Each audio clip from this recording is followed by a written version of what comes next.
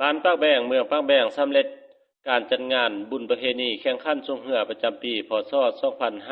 2565คศ2022เพื่อเป็นการสืบทอดฮิตของประเพณีอันดีงามของลาวเฮามาแต่ดึกดำบรรพ์เอารวมว่าเฉพาะก็คือ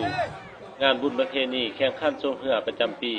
ที่เคยปฏิบัติกันมาเป็นประจำเป็นต้นมาดังนั้นทางการนำของเมืองปากแบงก็ได้ชี้นำและมอบหมายให้อำนาจการปกครองบ้านปากแบงเมืองปากแบงพร้อมด้วยพ่อแม่ประชาชนชาวเมืองปากแบง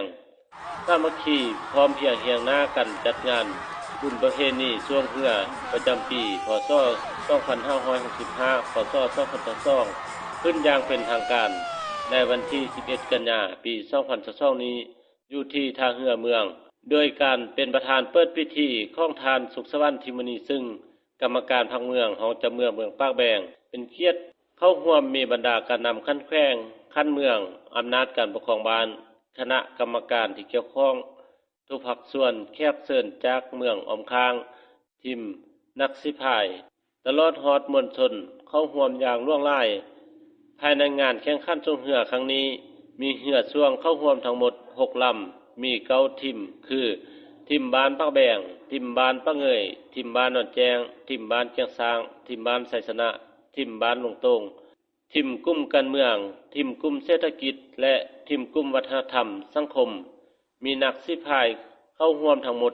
200กว่าคน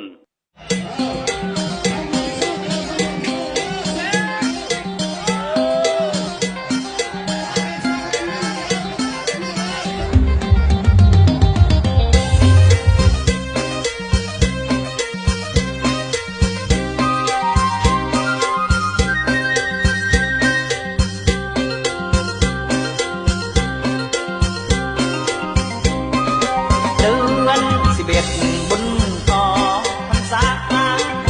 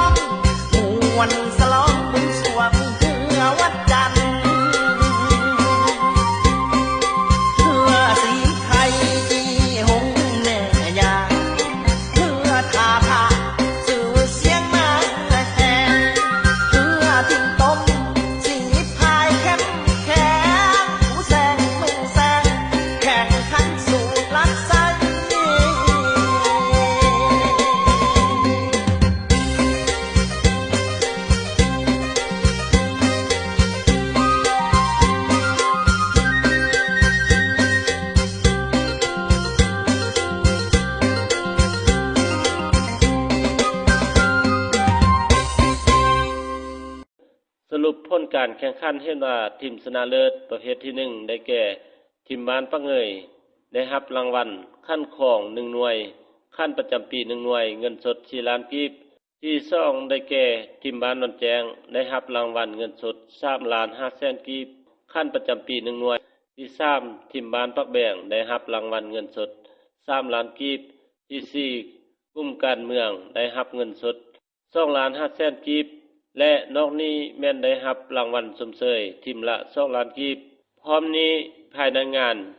ยังได้มีการมอบรับเงินสนับสนุนจากภาคส่วนต่างๆเพื่อนำใช้เข้าในงานอีกตื่มโอกาสดังกล่าวทางการนำเมืองอำนาจการปกครองบ้านก็ได้มีความย่องย่อสมเสยขอบใจมายังทุกภาคส่วนที่ให้การสนับสนุนภายในงานครั้งนี้พร้อมทั้งมอบใบย่องย่อสัมมนาบุญคุณให้แก่ทุกภาคส่วนอีกด้วยภายในงานแข่งขันช่วงเหือครั้งนี้ได้ดำเนินไปอย่างมีบรรยากาศคึกคืนม่วนชื่น